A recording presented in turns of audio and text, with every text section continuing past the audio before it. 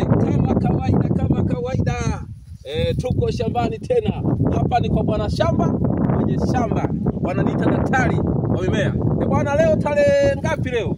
Tarehe 25 ya mwezi wa 8. Tunazo wiki 2.5 mbele au 3. Tunakuja kula matunda hapa. Bwana, haya ni maajabu haya. Maajabu haya. Huku kote huko mwanangu ni uchafu tu. Bwana, tikiti ya Jumbo F1 inajua kutotoa mwanangu. Hii haizai.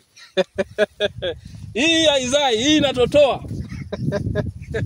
Unajua bwana, kuna tofauti kati ya kuzaa na kutotoa.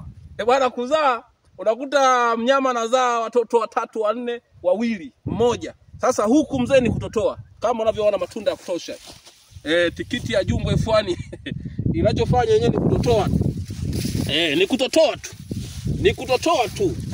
Hapa na hapa matunda ya kutosha, ni kutotoa tu. Kama unavyoona huko kote huko matunda ya kutosha. Bwana, usitafute mbegu nyingine, tafuta Jumbo F1. Twende shambani kibabe na Jumbo F1. Ninapozungumza Jumbo na wewe unaangalia picha hii, sema Jumbo. Ninaposema Jumbo, rudia tena, sema Jumbo. Bwana, huyu ni Jumbo F1, mbegu ya kizazi kipya kutoka Epinav. Twende shambani kibabe, niulize kuhusu mbegu ya Jumbo, nitakupa majibu. Twende shambani.